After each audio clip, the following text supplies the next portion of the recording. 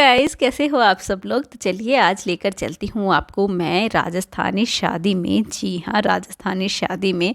तो यहाँ पे आप देख सकते हो मैं हो गई हूँ बिल्कुल रेडी। तो पहले तो स्वेटर डाल के मैंने अपने आप को देखा कि कैसी मैं लग रही हूँ, क्योंकि बाहर ओपन में बहुत ठंड थी तो मुझे लगा कि स्वेटर डाल लेनी चाहिए, लेकिन अंदर रूम में मुझे इससे घुटन हो रही थी तो मैंने स्वेटर निकाल दी। और उसके बाद मुझे थोड़ा सा अच्छा भी लग रहा था, क्योंकि ये साड़ी ऑलरेडी इतनी हैवी है, उसके बाद स्वेटर का वज़न मुझसे झेला नहीं गया। और बस ऐसे ही एक शॉल ले ली थी, ठंड थी इस वजह से शॉल मैंने ली थी। ऐसा नहीं है कि बिल्कुल ही ऐसे ही चली गई हूँ, सर्दी का जुगाड़ में लेकर गई थी। तो ये लीजिए हम लोग निकल गए हैं और अभी चल पड़े हैं हाईवे की तरफ, क्योंकि ये जो शादी थी वो हाईवे की तरफ से ही थी, मतलब दिल्ली हाईवे की तरफ। तो उधर ही हम लोग निकल पड़े हैं और ये लीजिए शादी में पहुंच गए हैं। और बच्चे जो हैं अपना खूब एंजॉय करते हुए आगे आगे चल रहे हैं। उनको काफ़ी अच्छी ये डेकोरेशन लग रही थी, तो वो अपना अलग ही एंजॉयमेंट में लगे थे। और पूरी शादी उन्होंने बहुत ज़्यादा एंजॉय करा है। हमें पता भी नहीं था कौन से काउंटर पे हैं वो लोग, क्योंकि इतनी ज़्यादा भीड़ थी ना, उस वजह से बस वो लोग खाने पीने में लगे हुए थे। जो काउंटर पे जो हाथ आ जाए वही बहुत सही था, क्योंकि काफ़ी चीज़ें तो हमें मिली भी नहीं। तो वो भीड़ आपको आगे जाकर दिखेगी। और फिलहाल तो आप डेकोरेशन देख लो कितना प्यारा है, बहुत ही ज़्यादा प्यारा डेकोरेशन था। तो चलिए अभी अंदर चलते हैं। ये पूरा एंट्रेंस है, पूरा एंट्रेंस ना काफ़ी अच्छे से सजा हुआ था यहाँ पे।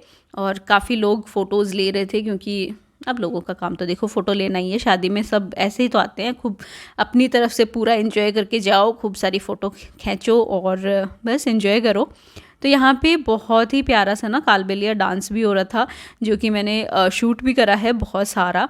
और लोग काफ़ी इन्जॉय कर रहे थे इन चीज़ों को। जो जिनके घर में शादी थी वो लोग तो पूरा स्टेज पे देखो डांस करने में लगे हुए हैं।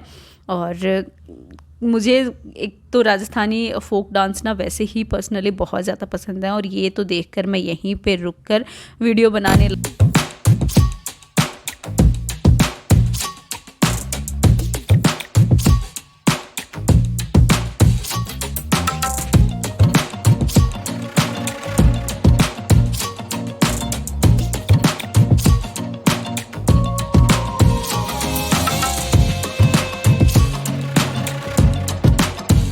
तो गाना बजाना तो देख लिया। और फिर इधर मैं आ गई थी कुछ खाने के लिए। और आप लोग भीड़ देखो एक बार, भीड़ में बाप रे हालत ख़राब हो गई थी, क्योंकि कोई भी स्टोर पे ना ढंग से बिल्कुल नंबर ही नहीं आ रहा था। एक दो चीज़ें ही थी जो हमें मिली, पिज़्ज़ा ये सब तो ना बाद में जाके मिला। और पनीर टिक्का जो था ना वो तो ख़त्म भी हो गया जी हाँ, वो तो इनफैक्ट लास्ट में जब काउंटर खाली हो गए थे ना, मतलब कोई वहाँ पे था ही नहीं, सब लोगों का हो गया खाना खा के, तब तक तो पनीर भी ख़त्म हो चुका था। तो पनीर टिक्का तो हमें मिला ही नहीं। तो बच्चों को मुश्किल से मैंने पास्ता ला के दिया घुस के जैसे भी, और उन दोनों को पकड़ा दिया। फिर मैं चली गई थी सांबर वड़ा लेने, क्योंकि सांबर वड़ा विंटर्स में ना मेरा फेवरेट होता है। शादियों में ना सांबर वड़ा मिल जाए ना, मैं 2 बार लेकर खाती हूँ। और इस बार भी मैंने 2 बार लेकर खाए। जी हाँ, काफ़ी टेस्टी था, सच में बहुत टेस्टी था। और आप भीड़ देखो, आगे तक काउंटर्स में भीड़ लगी हुई है। तो चलिए सबसे पहले हम यहाँ पे सांबर वड़ा जो है वो डाल लेते हैं। तो 2 कटोरियों में मैंने डाला, एक मेरे लिए एक मम्मी जी के लिए। और मैंने ना चटनी वाली चम्मच ही इसमें दे दी। तो ये भैया मुझे डांट रहे थे तो डांट भी सुन के आई थी मैं, बट कोई नहीं, अब मुझे थोड़े ना पता था मैं वीडियो पे ध्यान दूँ या उनको ध्यान दूँ, अब क्या कर सकते हैं देखो तो यहाँ पे अनवी को वाइट पास्ता भी मिल गया था, जो कि मुझे तो कच्चा ही लगा। मैंने उसको बोला कच्चा है मत खा, पेट दुखेगा, बट वो मैडम कहाँ मानने वाली थी। फिर यहाँ पे मैंने पान शरबत पिया। पान शरबत काफ़ी अच्छा था, और क्योंकि ठंड में ठंडा था और दांतों में थोड़ी सी प्रॉब्लम हो रही थी, तो दांतों में थोड़ी प्रॉब्लम हो गई थी उससे। तो फिर मैंने थोड़ा सा लास्ट में छोड़ ही दिया था, क्योंकि दांत में सच में प्रॉब्लम हो रही थी। पहले गरम गरम सांभर वड़ा खाया था, उसके बाद ठंडा ठंडा जूस पिया। और यहाँ पे बच्चों को आखिरकार पिज़्ज़ा जो है वो मिल ही गया, कैसे भी करके वो कबाड़ कर ले आए थे।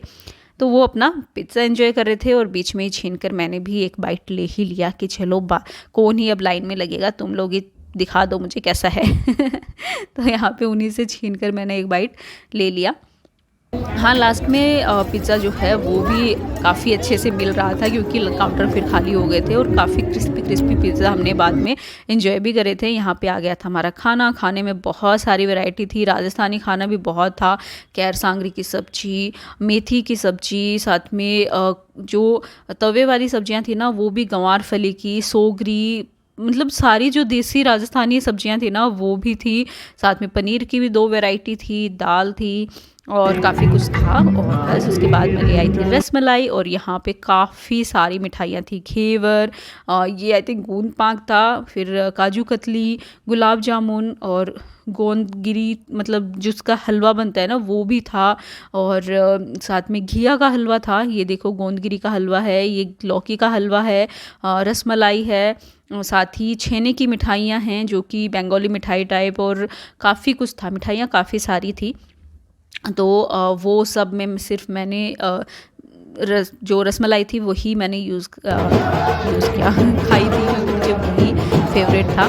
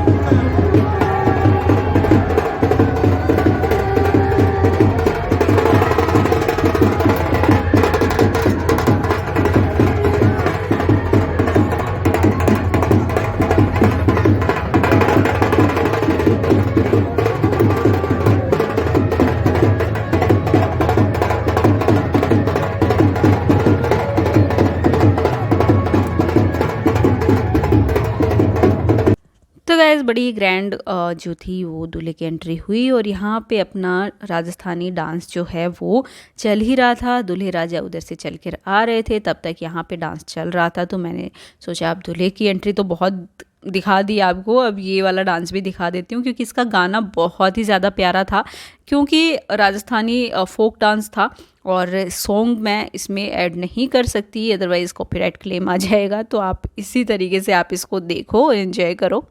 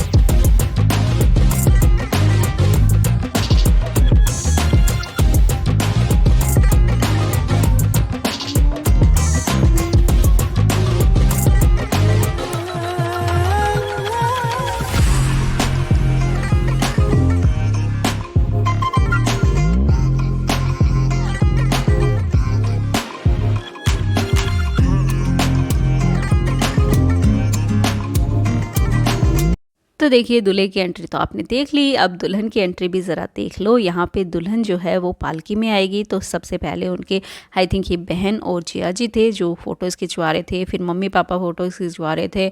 अब दुल्हन बनी हो और फिर फ़ोटोज़ ना हो, ऐसा तो हो नहीं सकता। तो फ़ोटोज़ वोटोज़ सब हो गई इनकी, और उसके बाद यहाँ पे पालकी जो है वो चल पड़ी है।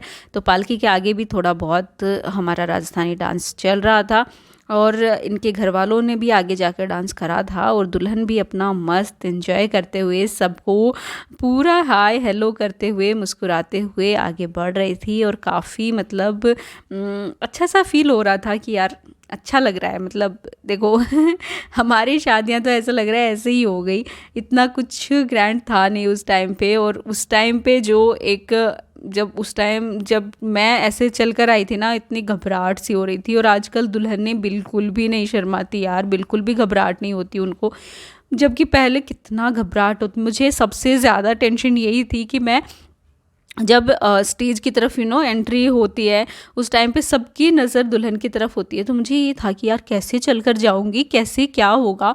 और इनको देखो, मतलब बिल्कुल ही कोई झिझक नहीं, कुछ नहीं, आराम से अपना पालकी में बैठी सबको देखो वेव कर रही है, डांस कर रही है और आराम से आ रही है। कोई टेंशन वाली बात नहीं लग रही इसकी चेहरे पे ही, पूरा स्माइल करते हुए। और यहाँ तो स्माइल छोड़ो, पूरी टेंशन में मैं गई थी, ऐसे लग रहा था जैसे ज़बरदस्ती निकाल दिया गया हो मुझे। कभी मौका लगा तो आपको अपने स्टेज की मैं क्लिपिंग दिखाऊंगी, बहुत ही ज़्यादा ऐसे अजीब सा तो बट 15 साल पहले की बातें हैं, क्या कर सकते हैं, 15 साल हो गए शादी को। बट अभी जो शादियां होती हैं ना, वो काफ़ी इंटरेस्टिंग होती हैं, काफ़ी कुछ देखने को मिलता है नया नया। तो वो भी चीज़ें एंजॉय करने की होती हैं, तो वहाँ पे एंजॉय कर लेते हैं, कोई नहीं। अपनी शादी में ये सब नहीं करा तो क्या हुआ, लोगों की शादी में एंजॉय कर लेते हैं। और यहाँ पे दुल्हन के मम्मी पापा भी आगे आ गए थे, और वो भी आई थिंक डांस कर रहे थे।